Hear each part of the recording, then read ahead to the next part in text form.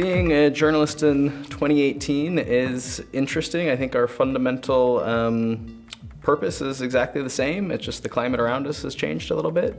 We find ourselves having to do, or trying to do, a lot more kind of internal transparency of show how the sausage is made and make people better understand what it is to be a journalist, what our jobs are, and how we go about trying to do them.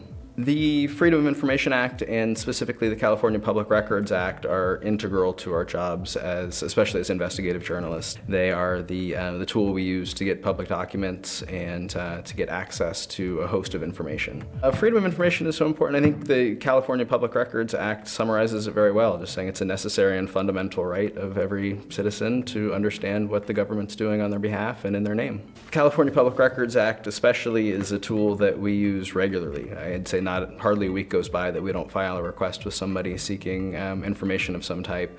And that can be everything from email correspondences between government officials, so we can get an idea of what they're talking about in advance of making a decision at a public meeting, to things like video footage of police interactions. We're in the course actually right now of both requesting correspondences between city council members while the Eureka City Council was in session, trying to figure out what the individual council members are saying to each other in the midst of a public meeting.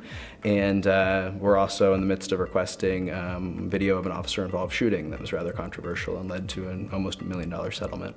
Well, if we didn't have open record laws in this country, it would be entirely up to individual government officials to decide what the public should and shouldn't know.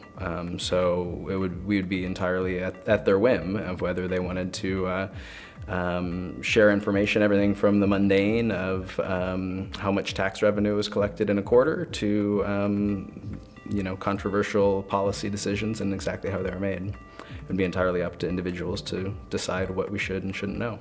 There's absolutely a role for ordinary citizens to use and utilize the California Public Records Act and the Federal Freedom of Information Act. I think a common misconception is that these are tools for journalists to use. They're really tools available to every ordinary citizen who wants to find information or wants an answer to a question. Every citizen has that power to request documents from their governments and the power to get them. I think it seems daunting to the average citizen of figuring out how to fill out a Freedom of Information Act request or a California Public Records Act request.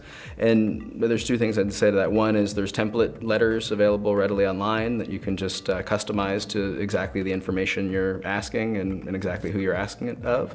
And then also the California Public Records Act anyway requires that you don't need to cite specific statutes and language. You don't need to follow a specific form. Any request, whether it's oral or written, for a public document should be treated as a California Public Records Act. And so if you're a citizen and you want access to information that a government entity has, just go ask for it. I absolutely support Access Humboldt and community media, and I think it fits into a lot of the themes we're talking about today as far as open government and transparency and really having an informed citizenry.